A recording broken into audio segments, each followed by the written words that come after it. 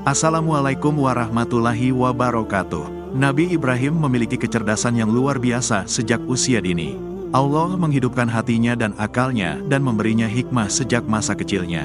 Nabi Ibrahim mengetahui saat beliau masih kecil bahwa ayahnya membuat patung-patung yang unik. Pada suatu hari, ia bertanya terhadap ciptaan ayahnya dan ayahnya memberitahunya bahwa itu adalah patung-patung dari Tuhan.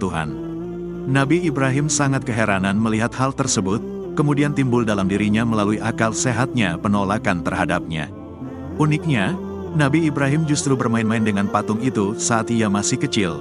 Bahkan terkadang ia menunggangi punggung patung-patung itu seperti orang-orang yang biasa menunggang keledai dan binatang tunggangan lainnya. Pada suatu hari, ayahnya melihatnya saat menunggang punggung patung yang bernama Marduh. Saat itu juga ayahnya marah dan memerintahkan anaknya agar tidak bermain-main dengan patung itu lagi. Ibrahim bertanya, "Patung apakah ini wahai ayahku?" Kedua telinganya besar, lebih besar dari telinga kita. Ayahnya menjawab, "Itu adalah Marduh, Tuhan para Tuhan wahai anakku." Dan kedua telinga yang besar itu sebagai simbol dari kecerdasan yang luar biasa. Ibrahim tampak tertawa dalam dirinya, padahal saat itu beliau baru menginjak usia 7 tahun. Injil Barnabas melalui lisan Nabi Isa menceritakan kepada kita bahwa Nabi Ibrahim mengejek ayahnya saat beliau masih kecil. Suatu hari, Ibrahim bertanya kepada ayahnya, "Siapa yang menciptakan manusia wahai ayahku?" Si ayah menjawab, "Manusia, karena akulah yang membuatmu dan ayahku yang membuat aku." Ibrahim justru menjawab, "Tidak demikian wahai ayahku, karena aku pernah mendengar seseorang yang sudah tua yang berkata, 'Wahai Tuhanku, mengapa engkau tidak memberi aku anak?'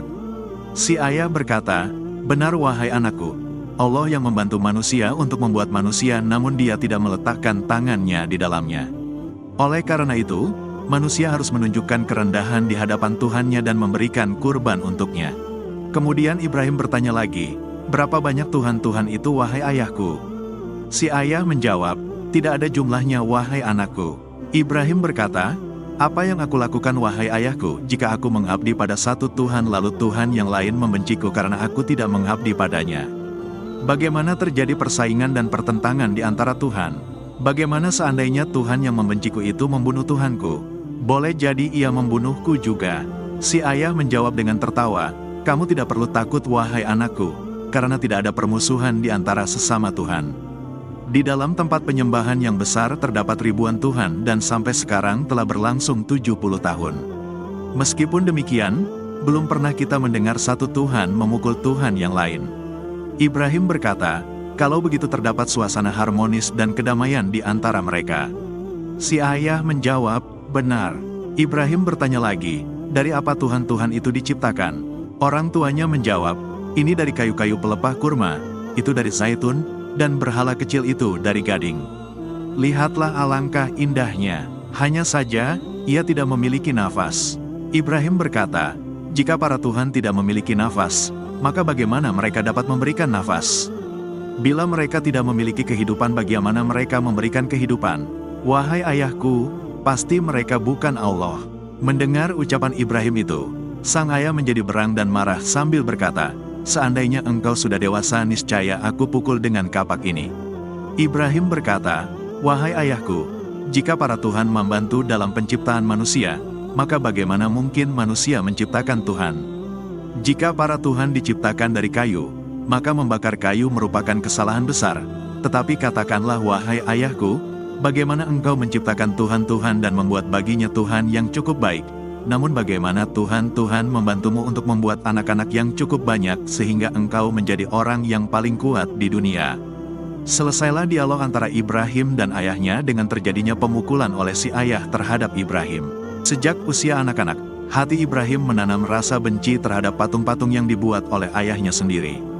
Ibrahim tidak habis pikir, bagaimana manusia yang berakal membuat patung-patung dengan tangannya sendiri, kemudian setelah itu ia sujud dan menyembah terhadap apa yang dibuatnya. Pada suatu hari Ibrahim bersama ayahnya masuk ke tempat penyembahan. Saat itu terjadi suatu pesta dan perayaan di hadapan patung-patung, dan di tengah-tengah perayaan tersebut terdapat seorang tokoh dukun yang memberikan pengarahan tentang kehebatan Tuhan berhala yang paling besar. Dengan suara yang penuh penghayatan, dukun itu memohon kepada patung agar menyayangi kaumnya dan memberi mereka rezeki. Tiba-tiba keheningan saat itu dipecah oleh suara Ibrahim yang ditujukan kepada tokoh dukun itu. "Hai tukang dukun, ia tidak akan pernah mendengarmu.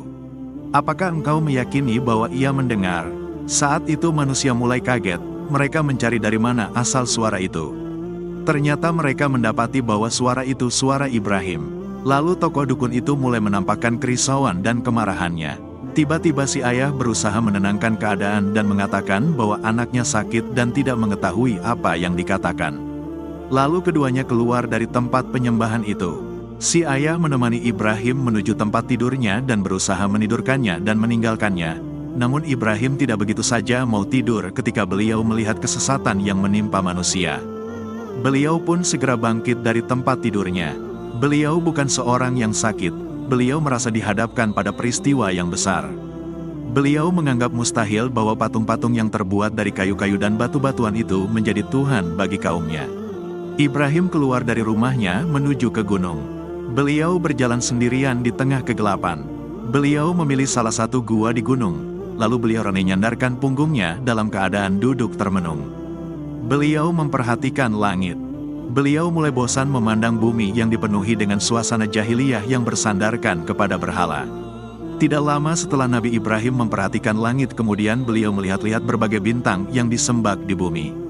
Saat itu hati Nabi Ibrahim sebagai pemuda yang masih belia merasakan kesedihan yang luar biasa. Lalu beliau melihat apa yang di belakang bulan dan bintang.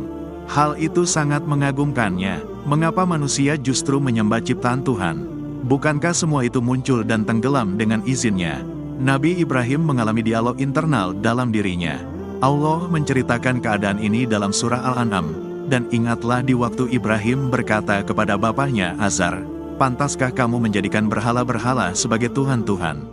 Sesungguhnya aku melihat kamu dan kaummu dalam kesesatan yang nyata. Dan demikianlah kami perlihatkan kepada Ibrahim tanda-tanda keagungan kami yang terdapat di langit dan di bumi. Dan kami memperlihatkannya agar Ibrahim itu termasuk orang-orang yang yakin." Ketika malam menjadi gelap, dia melihat sebuah bintang lalu dia berkata, "Inilah Tuhanku." Tetapi tatkala bintang itu tenggelam, dia berkata, "Saya tidak suka kepada yang tenggelam." Quran Surah Al-An'am ayat 74-76. Hari demi hari berlalu sejak saat itu, Nabi Ibrahim terus menentang para penyembah berhala, matahari, bulan dan raja. Pada satu waktu terjadi perselisihan antara Nabi Ibrahim dengan kaumnya. Tentu yang termasuk orang yang paling menentang beliau dan marah kepada sikap beliau itu adalah ayahnya dan pamannya yang mendidiknya laksana seorang ayah. Akhirnya, si ayah dan si anak terlibat dalam pergulatan yang sengit di mana kedua-duanya dipisahkan oleh prinsip-prinsip yang berbeda. Si anak bertengger di puncak kebenaran bersama Allah, sedangkan si ayah berdiri bersama kebatilan. Si ayah berkata kepada anaknya, "Sungguh besar ujianku kepadamu wahai Ibrahim. Engkau telah berkhianat kepadaku dan bersikap tidak terpuji kepadaku." Ibrahim menjawab, "Wahai ayahku, mengapa kamu menyembah sesuatu yang tidak dapat mendengar, tidak melihat dan tidak dapat menolong kamu sedikitpun? Wahai ayahku, sesungguhnya telah datang kepadaku sebagian ilmu pengetahuan yang tidak datang kepadamu. Maka ikutilah aku, niscaya aku akan menunjukkan kepadamu jalan yang lurus. Wahai ayahku, janganlah kamu menyembah setan, sesungguhnya setan itu durhaka kepada Tuhan yang Maha Pemurah. Wahai ayahku, sesungguhnya aku khawatir bahwa kamu akan ditimpa azab dari Tuhan yang Maha Pemurah, sehingga engkau menjadi kawan bagi setan." Sang ayah segera bangkit dan ia tak kuasa lagi untuk meledakkan amarahnya kepada Ibrahim. "Bencikah kamu kepada Tuhan-Tuhanku? Hai Ibrahim, jika kamu tidak berhenti, maka niscaya kamu akan aku rajam, dan tinggalkanlah aku buat waktu yang lama." Quran Surah Maryam ayat 46. "Jika engkau tidak berhenti dari dakwahmu ini, sungguh aku akan merajamu. Aku akan membunuhmu dengan pukulan batu. Demikian balasan siapapun yang menentang Tuhan. Keluarlah dari rumahku, aku tidak ingin lagi melihatmu. Keluar." Akhirnya, pertentangan itu membawa akibat pengusiran Nabi Ibrahim dari rumahnya, dan beliau pun terancam pembunuhan dan perajaman. Meskipun demikian, sikap Nabi Ibrahim tidak pernah berubah. Beliau tetap menjadi anak yang baik dan nabi yang mulia. Beliau berdialog dengan ayahnya dengan menggunakan adab para nabi dan etika para nabi. Ketika mendengar penghinaan, pengusiran, dan ancaman pembunuhan dari ayahnya, beliau berkata dengan lembut, Semoga keselamatan dilimpahkan kepadamu. Aku akan meminta ampun bagimu kepada Tuhanku. Sesungguhnya Dia sangat baik kepadaku. Dan aku akan menjauhkan diri darimu dan dari apa yang kamu sembah selain Allah. Dan aku akan berdoa kepada Tuhanku. Mudah-mudahan aku tidak akan kecewa dengan berdoa kepada Tuhanku. Quran Surah Maryam, ayat 47-48. Nabi Ibrahim pun keluar dari rumah ayahnya. Beliau meninggalkan kaumnya dan sesembahan-sembahan selain Allah. Beliau menetapkan suatu urusan dalam dirinya. Beliau mengetahui bahwa di sana ada pesta besar yang diadakan di tepi sungai di mana manusia-manusia berbondong-bondong menuju ke sana. Beliau menunggu sampai perayaan itu datang di mana saat itu kota menjadi sunyi karena ditinggalkan oleh manusia yang hidup di dalamnya dan mereka menuju ke tempat itu. Jalan-jalan yang menuju tempat penyembahan menjadi sepi dan tempat penyembahan itu pun ditinggalkan oleh penjaganya. Semua orang mengikuti pesta itu. Dengan penuh hati-hati, Ibrahim memasuki tempat penyembahan dengan membawa kapak yang tajam. Ibrahim melihat patung-patung Tuhan yang terukir dari batu-batu dan kayu-kayu. Ibrahim pun melihat makanan yang diletakkan oleh manusia di depannya sebagai hadiah dan nazar. Ibrahim mendekat pada patung-patung itu. Kepada salah satu patung dengan nada bercanda, ia berkata, "Makanan yang ada di depanmu, hai patung, telah dingin. Mengapa engkau tidak memakannya?" Namun patung itu tetap membisu. Ibrahim pun bertanya kepada patung-patung lain di sekitarnya. Kemudian ia pergi dengan diam-diam kepada berhala-berhala mereka. Lalu ia berkata, "Mengapa kalian tidak makan?" Ibrahim mengejek patung-patung itu. Ibrahim mengetahui bahwa patung itu memang tidak dapat memakannya. Ibrahim bertanya kepada patung-patung itu, "Mengapa kamu tidak menjawab?" Ibrahim pun langsung mengangkat kapak yang ada di tangannya dan mulai menghancurkan tuhan-tuhan yang palsu yang disembah oleh manusia. Ibrahim menghancurkan seluruh patung-patung itu dan hanya menyisakan satu patung. Lalu beliau menggantungkan kapak itu di lehernya. Setelah itu beliau pergi menuju ke gunung.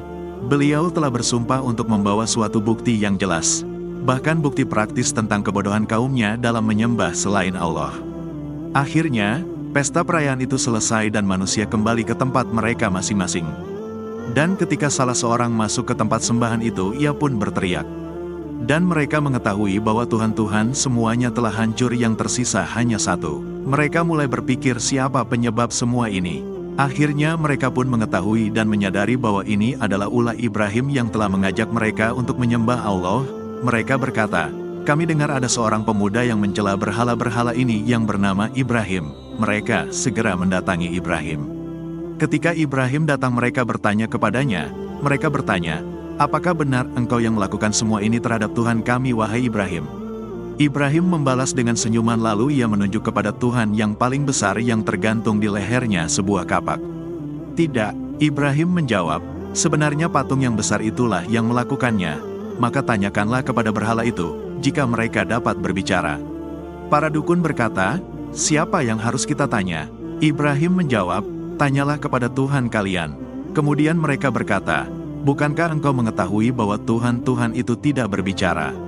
Ibrahim membalas, "Mengapa kalian menyembah sesuatu yang tidak mampu berbicara, sesuatu yang tidak mampu memberikan manfaat dan sesuatu yang tidak mampu memberikan mudarat? Tidakkah kalian mau berpikir sebentar di mana letak akal kalian? Sungguh Tuhan-Tuhan kalian telah hancur sementara Tuhan yang paling besar berdiri dan hanya memandanginya. Tuhan-Tuhan itu tidak mampu menghindarkan gangguan dari diri mereka, dan bagaimana mereka dapat mendatangkan kebaikan buat kalian? Tidakkah kalian mau berpikir sejenak? Kapak itu tergantung di Tuhan yang paling besar, tetapi anehnya dia tidak dapat menceritakan apa yang terjadi. Ia tidak mampu berbicara, tidak mendengar, tidak bergerak, tidak melihat, tidak memberikan manfaat, dan tidak membahayakan. Ia hanya sekadar batu. Lalu mengapa kalian menyembah batu? Di mana letak akal pikiran kalian yang sehat?" Kemudian, bukannya tersadar justru mereka membalasnya dengan akan menghukum Nabi Ibrahim. Mereka akan menggantungnya di dalam api.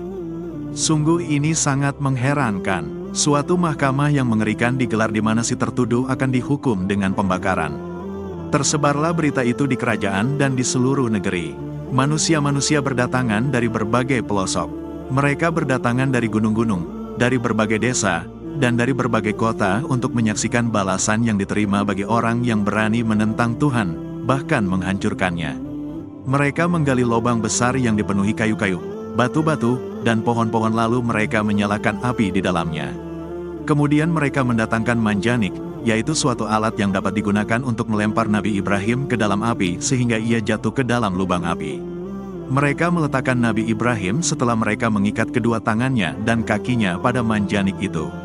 Api pun mulai menyala dan asapnya mulai membumbung ke langit. Manusia yang melihat peristiwa itu berdiri agak jauh dari galian api itu karena saking panasnya. Lalu, seorang tokoh dukun memerintahkan agar Ibrahim dilepaskan ke dalam api. Tiba-tiba malaikat Jibril berdiri di hadapan Nabi Ibrahim dan bertanya kepadanya, "Wahai Ibrahim, tidakkah engkau memiliki keperluan?" Nabi Ibrahim menjawab, "Aku tidak memerlukan sesuatu darimu." Nabi Ibrahim pun dilepaskan lalu dimasukkan ke dalam kubangan api. Nabi Ibrahim terjatuh dalam api. Api pun mulai mengelilinginya. Lalu Allah menurunkan perintah kepada api. Allah berkata, "Wahai api, jadilah engkau dingin dan membawa keselamatan kepada Ibrahim." Quran Surah Al-Anbiya ayat 69. Nabi Ibrahim dengan tenang berada di tengah-tengah api seakan-akan beliau duduk di tengah-tengah taman. Api hanya membakar tali-tali yang mengikat Nabi Ibrahim. Beliau memuji Allah, Tuhannya, dan mengagungkannya. Yang ada di dalam hatinya hanya cinta kepada Sang Kekasih, yaitu Allah. Para pembesar dan para dukun mengamat-amati dari jauh betapa panasnya api itu. Bahkan api terus menyala dalam tempo yang lama, sehingga orang-orang kafir mengira bahwa api itu tidak pernah padam. Ketika api itu padam, mereka dibuat terkejut ketika melihat Nabi Ibrahim keluar dari kubangan api dalam keadaan selamat. Wajah mereka menjadi hitam karena terpengaruh asap api, sementara wajah Nabi Ibrahim berseri-seri dan tampak diliputi dengan cahaya dan kebesaran. Bahkan pakaian yang dipakai Nabi Ibrahim pun tidak terbakar, dan beliau tidak tersentuh sedikit pun oleh api. Nabi Ibrahim pun keluar dari api itu bagaikan beliau keluar dari taman. Lalu orang-orang kafir pun berteriak keheranan. Mereka pun mendapatkan kekalahan dan kerugian. Allah berfirman, "Mereka hendak berbuat makar terhadap Ibrahim, maka kami menjadikan mereka itu orang-orang yang paling rugi." Quran Surah Al-Anbiya ayat 70. Nabi Ibrahim berusaha menyadarkan mereka dengan berbagai cara. Meskipun beliau sangat cinta dan menyayangi mereka, mereka malah justru marah kepadanya dan malah mengusirnya. Dan tiada yang beriman bersamanya kecuali seorang perempuan dan seorang lelaki. Perempuan itu bernama Sarah yang kemudian menjadi istrinya, sedangkan laki-laki itu adalah Lut yang kemudian menjadi nabi setelahnya.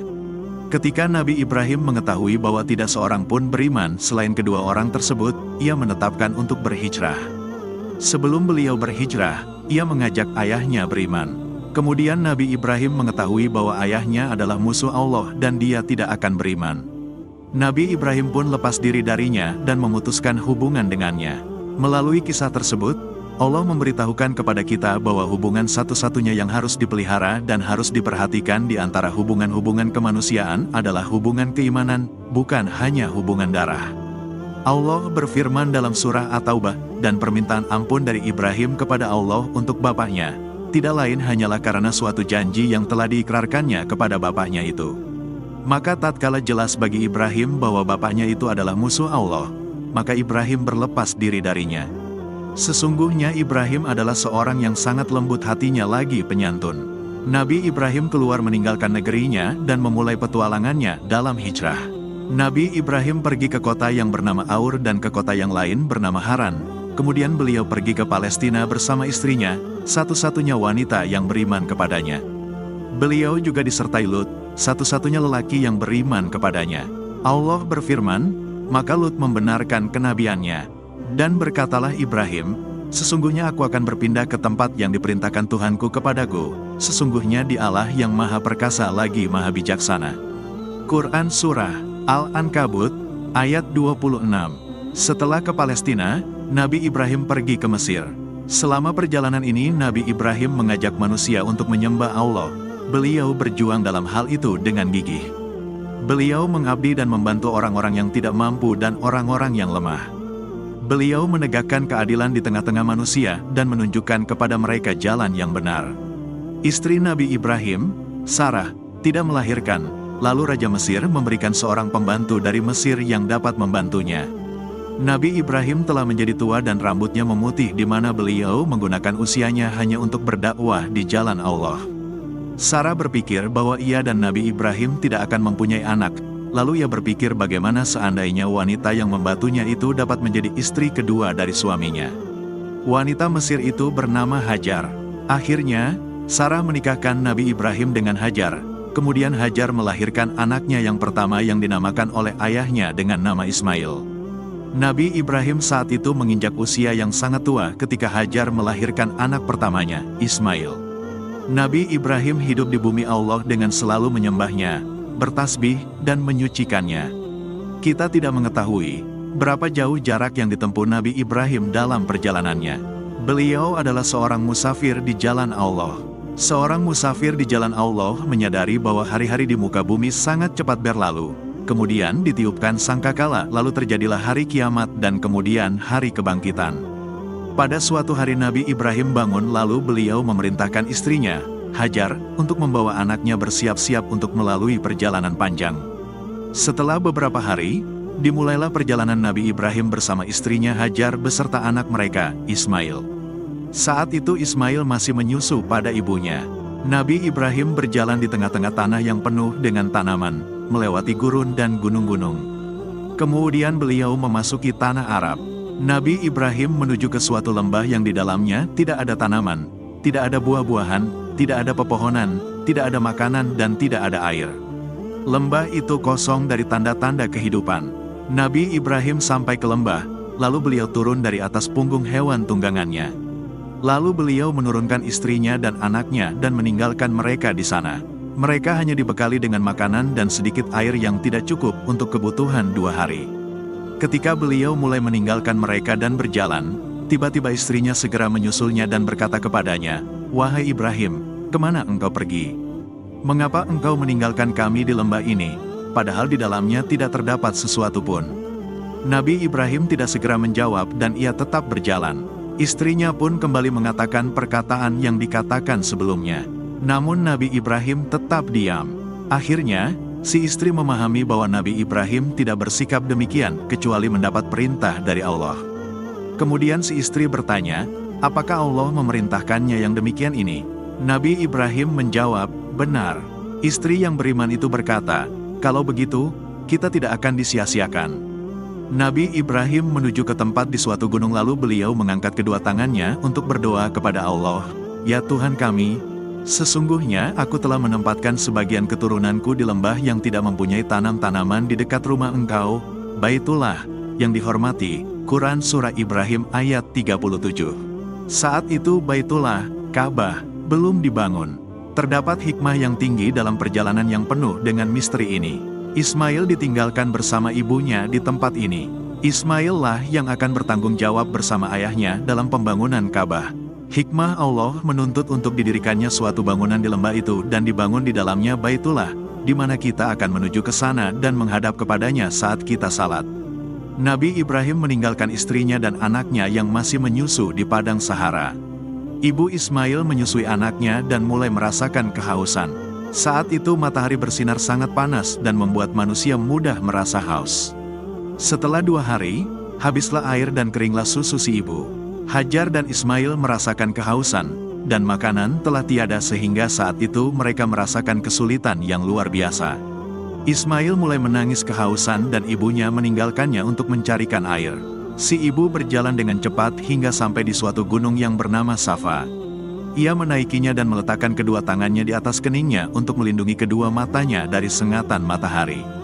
Ia mulai mencari-cari sumber air atau sumur, atau seseorang yang dapat membantunya, atau kafilah atau musafir yang dapat menolongnya, atau berita, namun semua harapannya itu gagal.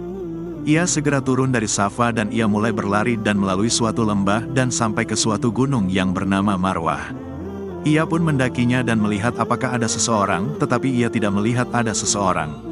Si ibu kembali ke anaknya dan ia masih mendapatinya dalam keadaan menangis dan rasa hausnya pun makin bertambah. Ia segera menuju ke Safa dan berdiri di atasnya, kemudian ia menuju ke Marwah dan melihat-lihat. Ia mondar-mandir, pulang dan pergi antara 2 gunung yang kecil itu sebanyak 7 kali. Oleh karenanya, orang-orang yang berhaji berlari-lari kecil antara Safa dan Marwah sebanyak 7 kali.